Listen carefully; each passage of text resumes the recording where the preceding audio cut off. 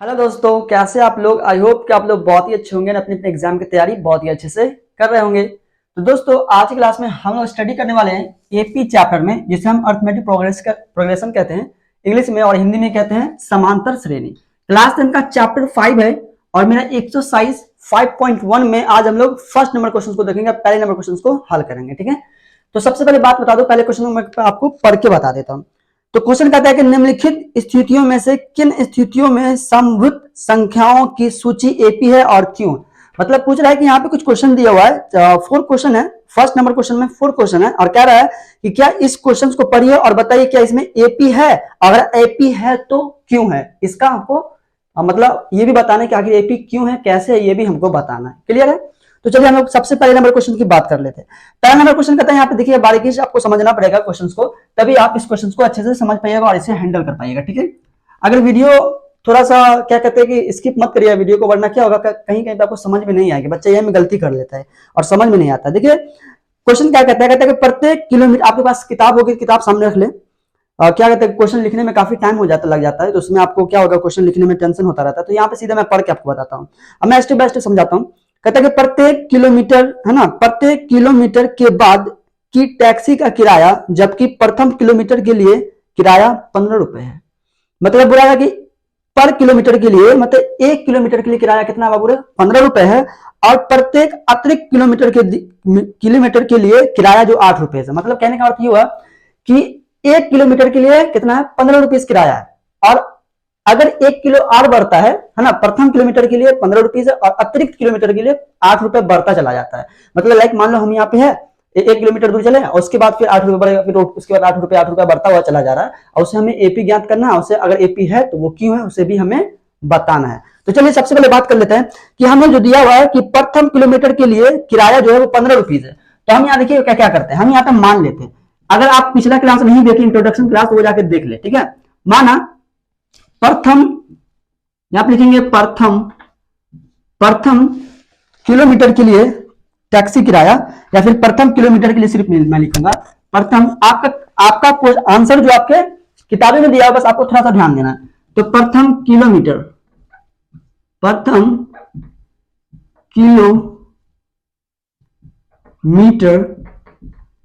Kilometre के लिए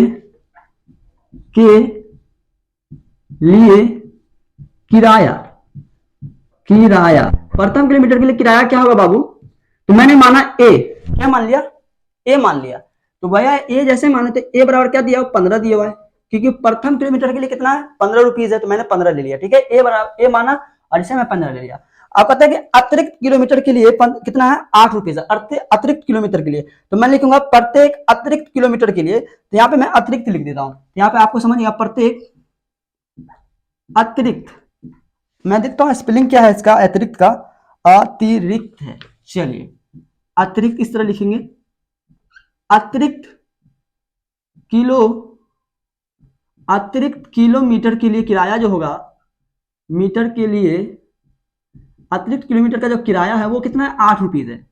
तो मैं यहाँ पे क्या करता हूं, किराया, इसको मैंने मान लिया डी। क्या मान लिया, डी। आपको पहले बता दिया मैं डी क्या है, मैं आपको पहले इंट्रोड्यूस इसका इंट्रोड्यूस करवा चुका हूं, आप इंट्रोडक्शन क्लास देख ले। अब डी बराबर कितना दिया बाबू, तो यहाँ पे दिया 8।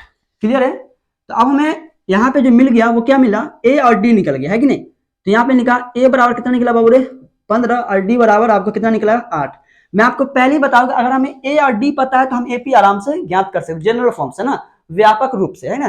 कैसे, यहाँ ध्यान दीजिए, एपी के व्यापक रूप हम जानते हैं, हम ऑलरेडी पहले ही पढ़ा चुके हैं। फिलहाल हम यहाँ पे ध्यान दीजिए, हमें ए पता है और डी पता है, मतलब हमें प्रथम पद पता है। प्रथम पद कितना बाबू रे, 15, मतलब इसे A1 भी आप कह सकते हैं। तो प्रथम हमें 15 पता है, तो हम जानते हैं डी का मान क्या होता है, आई मीन सॉरी, तो A2 का मान क्या होगा, A1 का मान हमें पता है। तो A2 के लिए हम क्या करते हैं बाबू रे, A2 के लिए हम करते हैं A2 बराबर A1 प्लस हम क्या लिखते हैं, डी। ये मेरा फॉर्मूला होता है। तो हमें A1 को नहीं दर्शाते, सिर्फ A1 को A लिखते हैं। क्लियर है। इस तरीके से यहाँ ध्यान दीजिए, ए का मान हो गया मेरा 15, तो आप यहाँ पे लिखिएगा 15, प्लस डी का मान हो गया मेरा 8, तो यहाँ पे लिखिएगा 8, इज इक्वल टू, जोड़ दो इसको, तो 8 और 15 कितना हो जाएगा बाबू,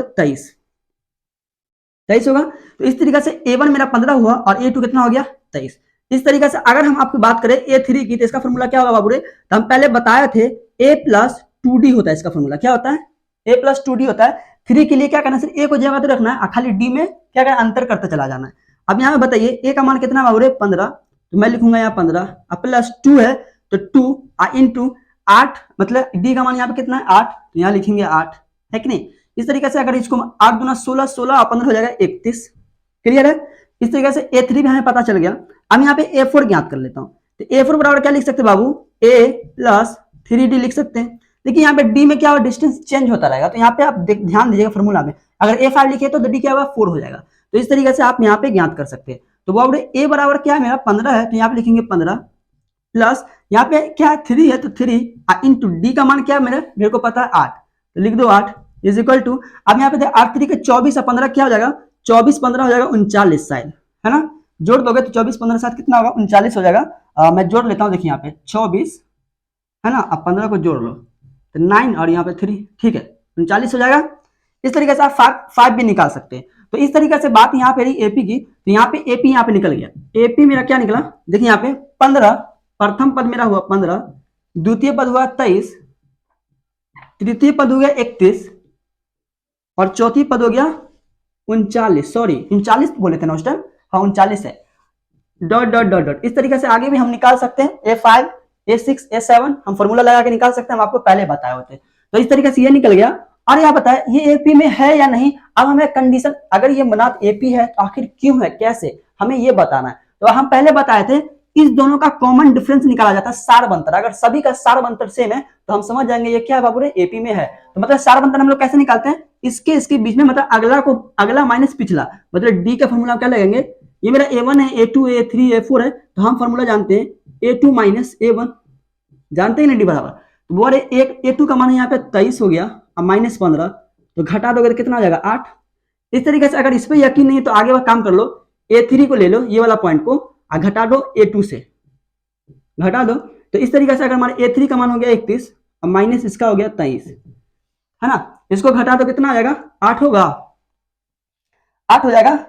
अरे यहाँ पे कुछ गलती तो नहीं, यहाँ पे कुछ गलती नहीं ना हो गया, 23 8 15 23 से होता है ना, हाँ 23 होता है, क्लियर है, ठीक है। तो अब इसको घटाओ तो 8 हो जाएगा, 11 23 में से क्या, अरे यार कंफ्यूज हो रहा हूँ मैं, चलो घटा दो, 31 में से मेरे को 23 घटाने का, 11 में से गया तो कितना होगा, 11 में से गया तो 8 बचा, हाँ ठीक है मैं कंफ्यूज हो रहा था, ये भी 8 निकल गया। और इसी तरीके से डी बराबर अगर करोगे तो यहाँ पे बहुत है, अब हम इससे ले लेते A4 को माइनस A3 से घटा देते हैं, देखते निकलते हैं। A4 मेरा ये हो गया 39 और माइनस A3 हो गया मेरा कितना 31, घटा दोगे तो ये भी 8 निकल गया। तो इस तरीके से यहाँ देखिए डी का जो मान है वो कॉमन डिफरेंस मेरा 8 निकल रहा है, इसका मतलब ये जो सभी में ए सार बनता हमें बराबर निकल रहा है, तो इस तरीके से हम कह सकते हैं ये एपी में है, ठीक है। इस तरह से आप इसका आंसर निकालते हैं, इस तरह से अगर आपसे क्वेश्चन पूछे तो इस तरह से आप इसको प्रूफ कर सकते हैं। ये रहा मेरा पहला नंबर क्वेश्चन का आंसर। हम लोग चलते हैं दूसरे नंबर क्वेश्चन की तरफ, अगर आप इसे नोट करना चाहते हैं तो इसे नोट कर सकते हो। अब आइए हम लोग बात कर लेते हैं दूसरे नंबर क्वेश्चन की, ठीक है। पहला का दूसरा कहता है कि किसी बैलेंस में उपस्थित हवा की मात्रा जबकि वायु निकालने वाला मापन है ना, माप प्रत्येक बार बेलन की शेष हवा 1/4 भाग बाहर निकाल देता है, तो मतलब उसको एपी फॉर्म में लिखना है। तो यहाँ पे ध्यान दीजिए बाबू, हम सिर्फ एक चीज बोला गया है, वो है सिर्फ मतलब एक बेलन में से 4 भाग हवा निकाल दिया जाता है, हमें सिर्फ ये बताया गया, हमें ये नहीं बताया कि हवा मतलब बेलन में हवा कितना, ये नहीं हमें बताया, हमें अपने से हवा की मात्रा लेना है, ठीक है। तो यहाँ ध्यान दीजिए, मैं लिखूंगा दूसरे नंबर क्वेश्चन को कैसे बनाता हूँ, यहाँ ध्यान दीजिए, ये मार्कर चल नहीं रहा है, मैं तो दूसरा मार्कर लिया था, चलिए माफ करिएगा। अब आ जाते हैं हम लोग यहाँ पे दूसरे नंबर क्वेश्चन की तरफ। मैंने लिख लेता हूँ माना, क्या लिखना है बाबू रे, आपको भी इस तरह लिखना है। बेलन में हवा की मात्रा मैं लिख लेता हूँ, अपनी मर्जी से मान लेता हूँ, बेलन में हवा की मात्रा लाइक मान लेता हूं मैं कि मेरे को क्या मान लो, कितना मान लो 10 20 50 60 74 कितना मान लो, मान लेता 64 है। आप कहोगे भाई 64 ही क्यों माना, अभी आपको पता, आप कुछ भी मान सकते हो, लेकिन अगर आप जितना मानोगे ना आपकी मर्जी है, मैंने 64 मान लिया, क्लियर है। चलो तो हमें कहता है कि मैंने मात्रा नहीं पता था भाई, तो हमें अपना मात्रा ले लिया, बेलन मान लिया हवा की मात्रा 64 है, ठीक है। एंड मैं यहाँ पे लिखा था कि वायु में 4 भाग निकाल लिया जाता है, तो मतलब इसको एपी में तैयार करना। चलो यहाँ ध्यान दो 64 है, तो अब करना क्या है, यहाँ पे गौर से ध्यान दीजिए, इस 64 में से 4 भाग निकालो और उसको घटाओ, फिर मेरा क्या होगा वो क्या होगा, बेलन की मात्रा होगा। मतलब इसमें बेलन की हवा की मात्रा मैंने इतना लिया। अब यहाँ ध्यान दो, इसमें 4% निकाल लो, तो 4% निकालो तो क्या होगा, देखो यहाँ पे हमें A1 तैयार करना है, तो A हमें तैयार करना, मतलब A1 ही तैयार करना, मतलब A लिखते हैं इसको, ठीक है। तो हमें यहाँ पे लिखना है 64, ठीक है, और यहाँ पे लिखना है -64। हमें इस 64 में 4% हमें निकालना, फिर घटा करके हमें क्या निकालना, 4% निकालने के बाद हमें बेलन का हवा की मात्रा पता करनी है। मतलब ये हुआ कि इसमें से हम क्या करेंगे, 4% हवा निकाल लेंगे, ठीक है। तो जैसे निकालोगे तो यहाँ देखो ये 64 रहेगा, जो कहते हो चेंज बिल्कुल भी नहीं करना है, हम इसी को माने थे। और इसको क्या करते हैं, इसको इससे क्या करते हैं, काट देते हैं। -4 दूना 4 एकम 4, अब बचा इधर 2 तो 6 बच गया, 16 तो हमें क्या होगा, कट जाएगा। ऊपर में 1 से गुना करेंगे तो 16 कम 16 हो जाएगा। अब यहाँ 64 को 16 में से घटा दो, तो 64 में से 16 में से हम जैसे घटाएंगे तो यहाँ पे हो जाएगा मेरा 48। क्या हो जाएगा बाबू, 48 आ गया। तो मतलब A1 जो मेरा निकला, ए जो निकला प्रथम पद, वो क्या निकला मेरा, 48। इसी तरीके से आप बेलन में हवा की मात्रा कितना है, 48 है।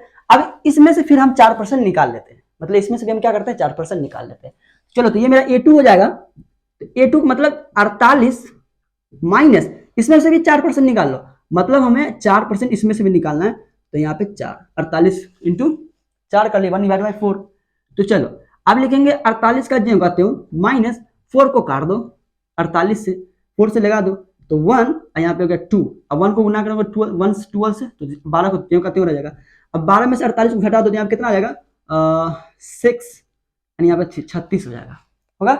अब मेरा बेलन में कितना हवा की मात्रा होती है, 36। अब फिर 36 में से क्या करते हैं, फिर हम क्या करते हैं, 4% निकाल लेते हैं। तो इस तरीके से A3 मेरा निकलेगा। A3 देखते हैं, तो 36 में से हमें क्या करते हैं, फिर इसमें से हम क्या करते हैं, 4% निकाल लेते हैं हवा। तो वह 4% जैसे फिर हम हवा निकालेंगे तो 36 माइनस 4% हवा निकाल के 36 में घटा दो, देखते कितना हवा बचता है। तो इसको हम इससे क्या करेंगे, काट देंगे। तो 36 में कितना, 9 दफे में कट जाएगा, तो यह होगा 9। अब 1 को गुना करोगे 9 से तो ज्यों का त्यों हो जाएगा। अब इसको घटा दोगे तो 36 में से 9 गया तो कितना बचेगा बाबू रे, 16, मतलब यहाँ पे बचा 7 और यहाँ पे बचा 2, 27 बचेगा। कितना बचेगा, 27। तो इस तरीके से आप बेलन में से 4% हवा निकालते निकालते आपको AP बनाना है। तो अब यहाँ ध्यान दीजिए, ये मेरा AP तैयार हो गया है कि नहीं। पहला था मेरा कितना, A1 कितना निकला था, 48, ये हो गया 48। दूसरा A2 कितना निकला था, 36। तीसरा A3 कितना निकला, 27, डॉट डॉट डॉट डॉट। इस तरीके से आप बेलन में उपस्थित है ना हवा की मात्रा को ऐसे 4% हटा हटा हटा हटा करके आप AP को तैयार कर सकते हैं। ये मेरा AP तैयार हो गया। अब यहाँ पे हमें ये कंफर्म करना है क्या ये AP में है या नहीं। अगर AP में है तो क्यों है, कैसे, इसे बताए। तो हम इसी के लिए D निकालते हैं। तो वर्ड D बराबर जानते हैं, अगला माइनस पिछला, तो A2 माइनस A1। तो A2 का मान कितना है वर्ड 36, अब माइनस A1 का मान कितना, 48। क्लियर है। तो जैसे 48 आया तो हम इसको घटा लेते हैं। जैसे इसको घटाते हैं तो 8 में से 6 गया तो कितना, उल्टा घटा देते हैं, हम माइनस में लिख देंगे। तो यहाँ पे 2 और 4 में से गया तो 1, ये माइनस में 12।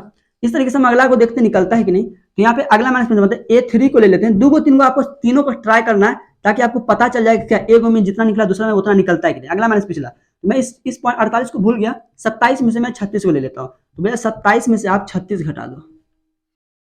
इस 27 में से 36 को हम क्या करते हैं, घटा देते हैं। जैसे 27 में से 36 को घटाएंगे तो 27 छोटा संख्या और 36 बड़ा संख्या है, तो यहाँ पे माइनस क्या आ जाएगा मेरा, 9 आ जाएगा। क्या आ जाएगा, -9।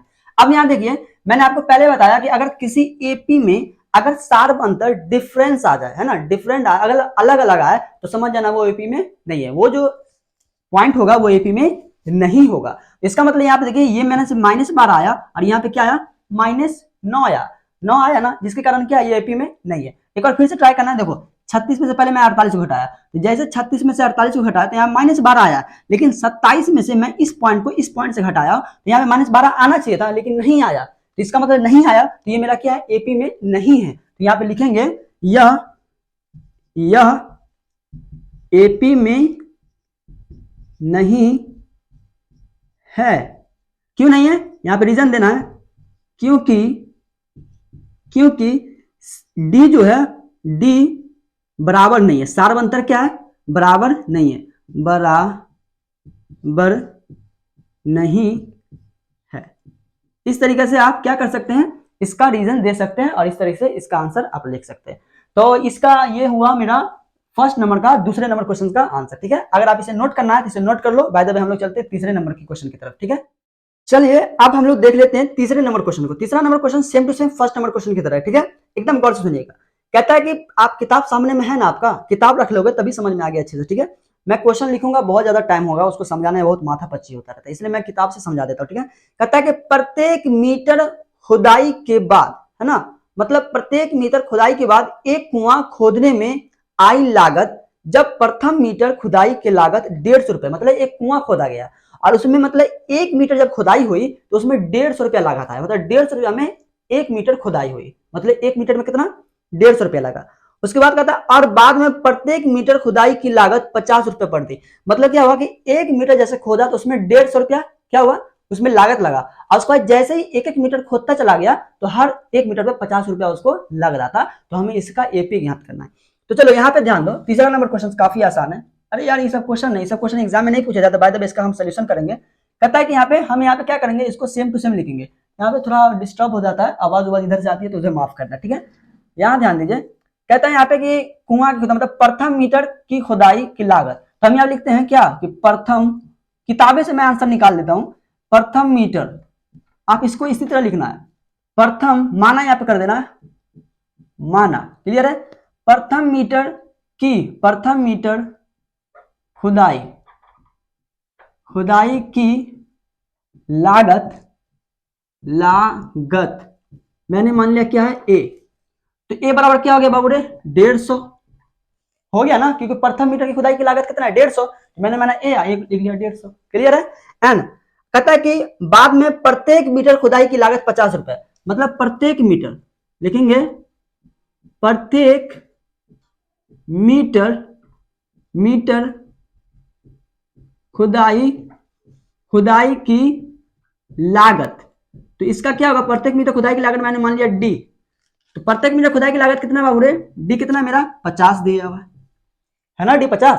तो अब बता बाबू भाई रे, ए हमको पता है 150 और डी हमको पता है 50, तो क्या एपी ज्ञात नहीं कर लोगे, क्यों नहीं ज्ञात की, ए का मान हमें पहले ऑलरेडी पता है कितना 150, एंड हमें अब हम क्या करें, ए1 हमें पता है तो ए2 ज्ञात करना, क्या करना है, ए2 बराबर क्या जानते हैं, ए1 प्लस ए प्लस डी जानते हैं। तो चलो ए का मान कितना हो गया 150 प्लस डी का मान कितना हो गया 50, लिख दो, जोड़ दो, कितना हो गया 200, तो ए2 हो गया 200। उसी तरह से ए3 कितना हो जाएगा, तो ए प्लस 2डी, इसका फॉर्मूला होता है ए प्लस 2डी, तो चलो ए का मान हो गया मेरा 150 प्लस 2 इंटू डी का मान हो गया 50, तो डाल दो, तो 50 दूना 100 और 100 और 150 250, 250।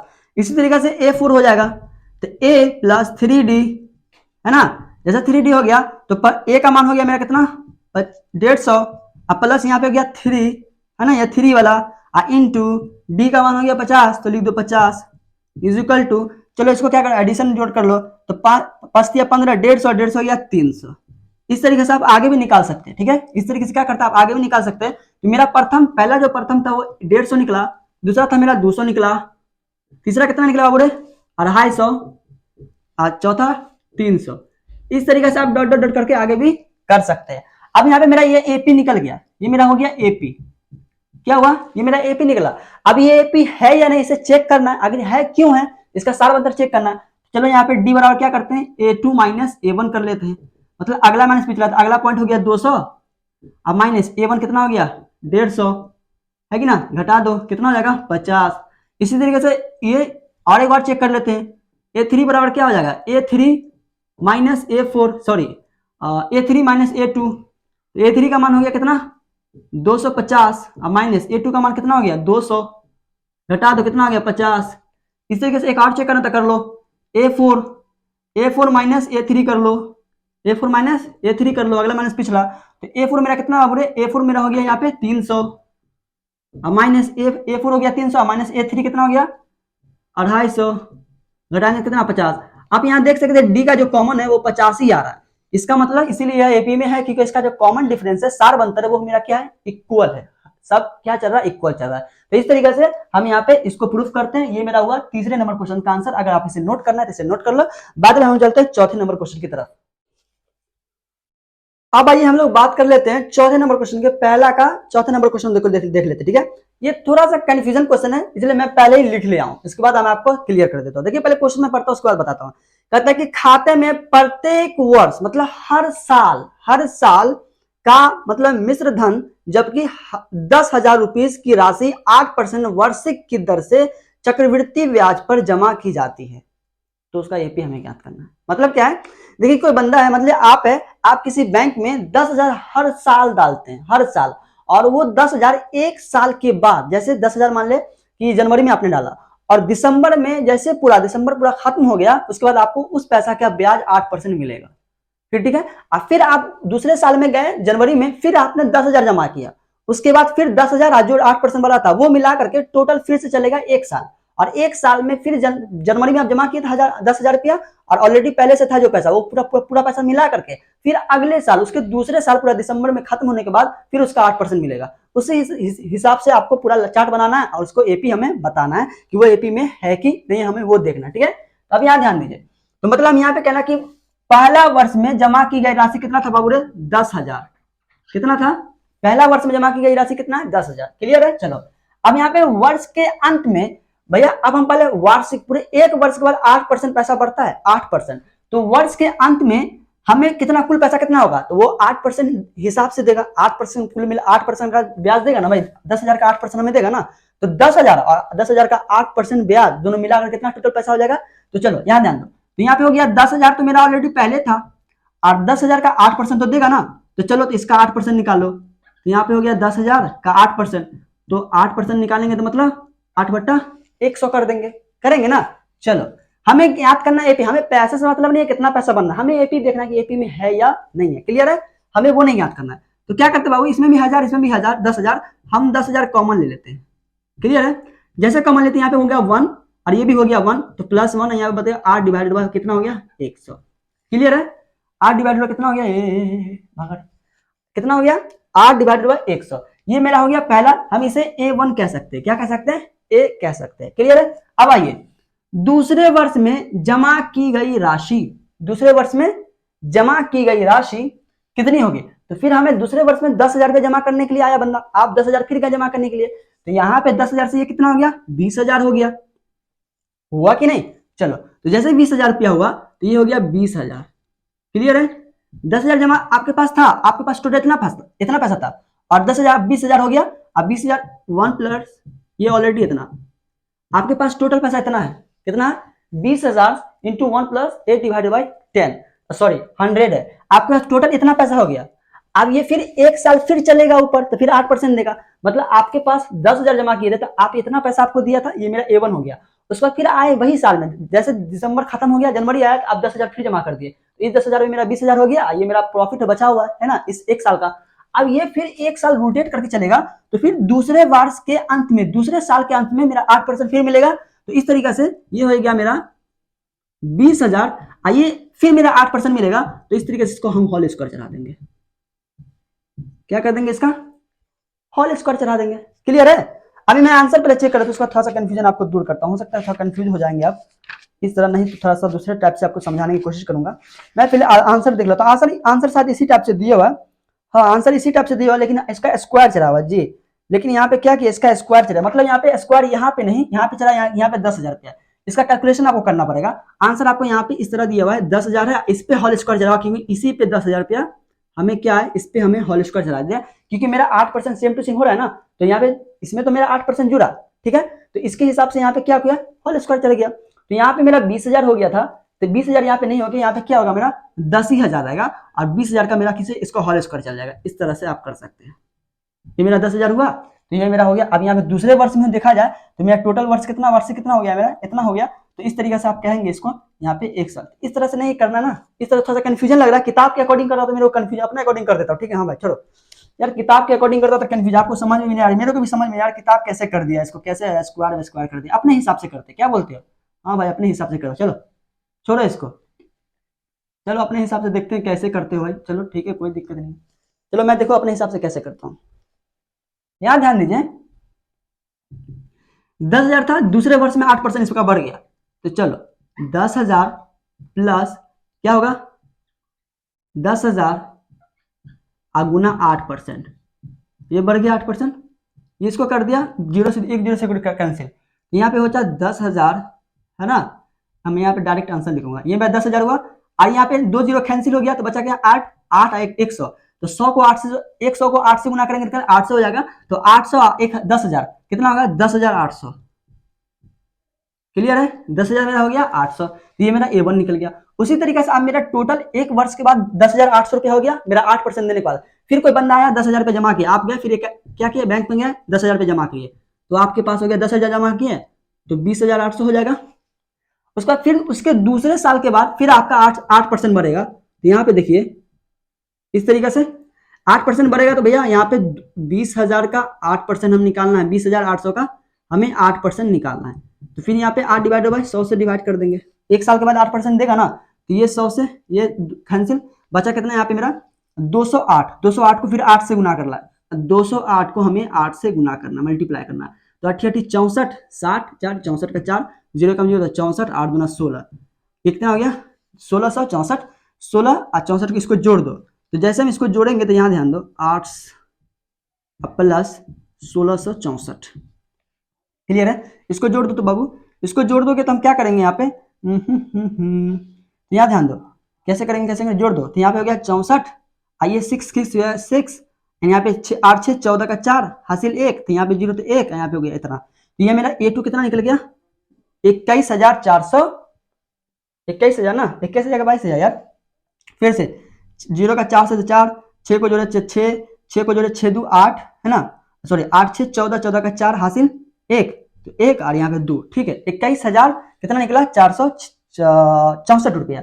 अब तीसरे वर्ष में जमा, फिर बंदा तीसरे वर्ष में आया जमा करने के लिए 10,000 रुपये फिर हो, तो जैसे हम 10,000 रुपये फिर एक आया जमा करने के लिए, तो फिर 10,000 रुपये जमा करेगा और उसके अकाउंट में कितना पैसा बचा हुआ है 21,000 है टोटल है ना, तो फिर 10,000 जमा करने के लिए आया, तो चलो 10,000 फिर जमा कर दिया, तो यहाँ पे क्या हो गया 22,000, 10,000 जमा तो 31,000 ना हो जाएगा, हाँ 31,464 रुपया हो गया। क्लियर है। अब मेरा यहाँ पे फिर 31 अगले साल में, फिर तीसरे साल के लास्ट के अंत में ये 8% इसमें फिर जुड़ेगा। तो चलो यहाँ पे ध्यान दो, ये मेरा A2 बन गया, अब यहाँ पे A3 बन रहा है मेरा, तो यहाँ पे फिर 8% जुड़ेगा। तो 31,406 को हम क्या करेंगे प्लस, हमें इसका 8% निकालना है एक साल के अंत में, या तीसरे साल के अंत में हमें 8% फिर गिना करना है। तो 31,464 इंटू हमें क्या करना है 8 डिवाइडेड बाई 100 से लगा देना है। अब इसको कैलकुलेशन कर लेना है, तो भाई आप कैलकुलेशन नहीं करें, आप कैलकुलेशन कर लोगे, ठीक है। ये मेरा हो गया 31, हम कॉमन ले लेता हूँ, तो 1 प्लस क्या हो जाएगा 8 डिवाइडेड बाई 100, 8 डिवाइड बाई कितना हो जाएगा 100, तो ये मेरा हो गया A3।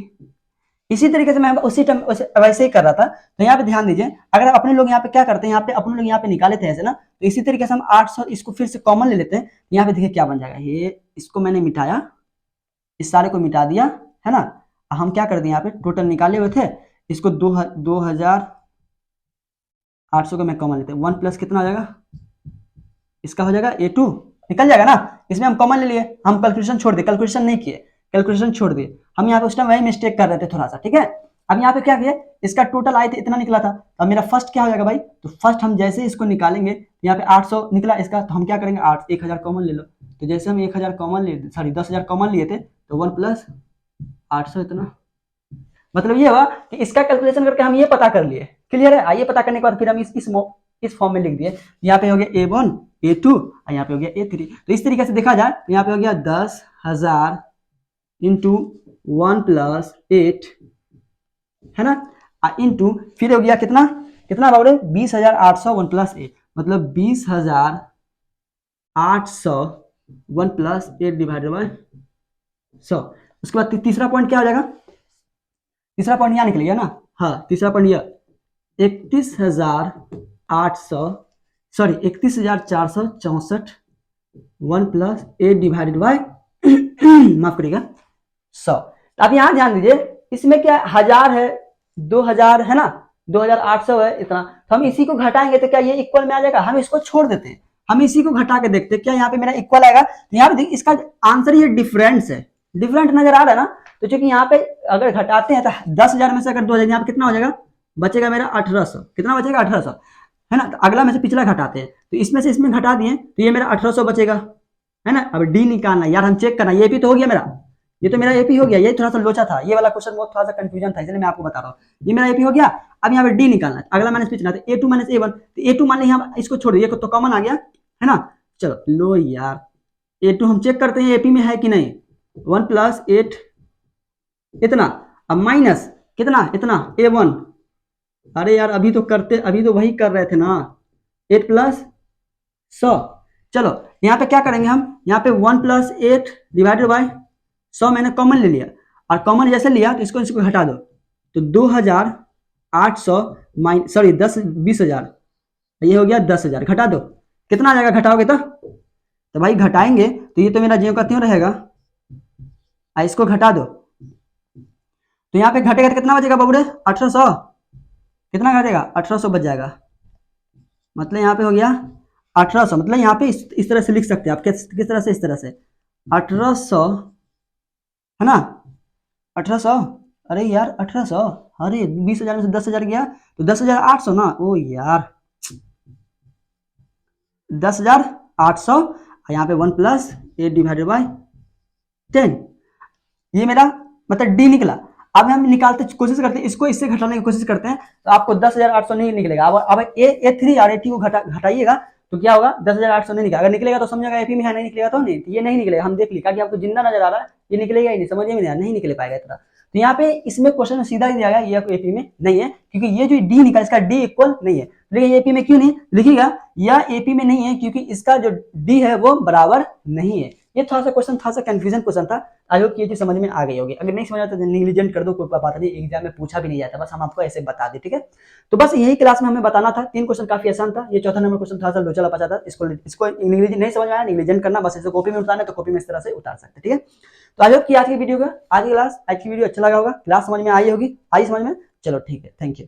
तो हम बात करें, हाँ चैनल पर नहीं तो चैनल को सब्सक्राइब कर लो, वरना हम लोग अब मिलते हैं क्वेश्चन नंबर 2 के साथ। 2 में क्वेश्चन 1 2 3 4 5 क्वेश्चन है, हम लोग अगले क्लास में इसको हैंडल करेंगे, देखेंगे और फॉर्मूला पे हम बनता है।